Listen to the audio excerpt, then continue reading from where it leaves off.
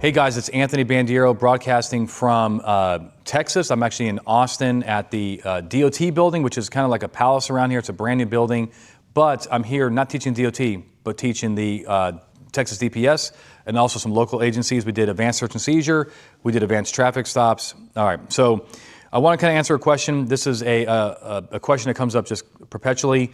It's about vehicles on curtilage. All right, the scenario is this. If a vehicle, we try to stop a vehicle, but it's close to their house, they pull into their driveway, and we effectuate our traffic stop. Again, we started that traffic stop before they pulled into the driveway. We make contact. We then have probable cause that they have evidence in the vehicle. At the end of the day, can we search their vehicle? All right. Well, let me try to give you an answer. Number one is, generally speaking, the motor vehicle exception does not apply to curtilage. We know that from a case called Collins v. Virginia. In that case, there was a stolen motorcycle on curtilage. The Supreme Court held that the seizure of that motorcycle was not lawful under the motor vehicle exception. And the reason why, it makes sense actually, the reason why is that the motor vehicle exception does not have any agency built into it. The motor vehicle exception is really based on a reduced expectation of privacy. But if a vehicle is on curtilage, then they actually do have an expectation of privacy to keep uninvited visitors off of it. Now, the second thing is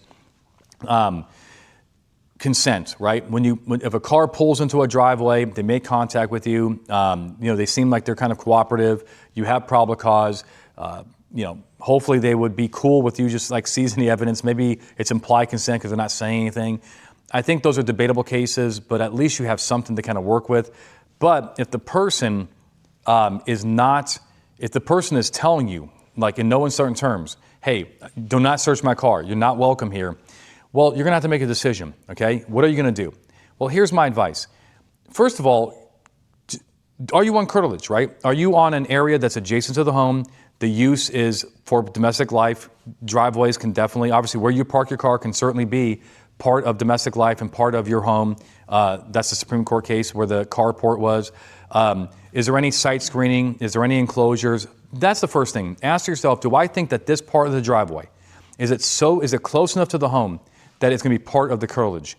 Okay, the next thing is, if it is, then I don't think you should search it unless you have agency.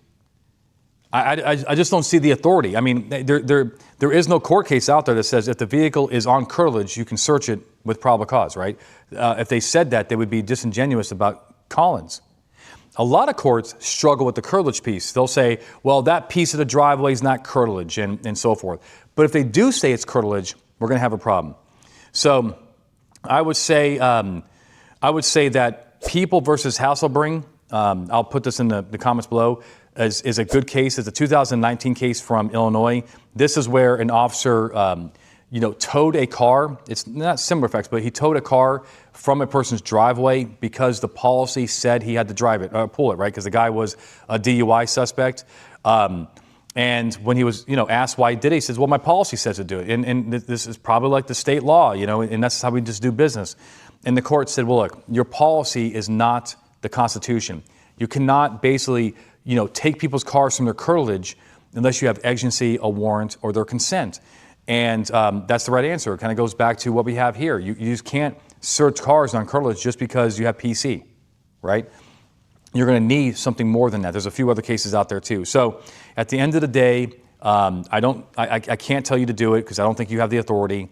I think you're making bad case law if you do it. You are going to have to slow it down and get a warrant if they don't give you consent. It's just the way it is. The world is kind of moving to more and more warrants. The good news is that every day that goes by, warrants get easier to get. A lot of them are electronic. Cops in Utah, for example, get them in their car within 15 minutes. So that's my answer. I hope you appreciate where I'm coming from on this. I hope you understand what the law is. If you have any questions about this or anything else that we teach at Blue to Gold, please reach out to us. Please attend our class in person, online. We have a lot of stuff online. And with that, my friends, like, subscribe, share with your friends. And until next time, stay safe.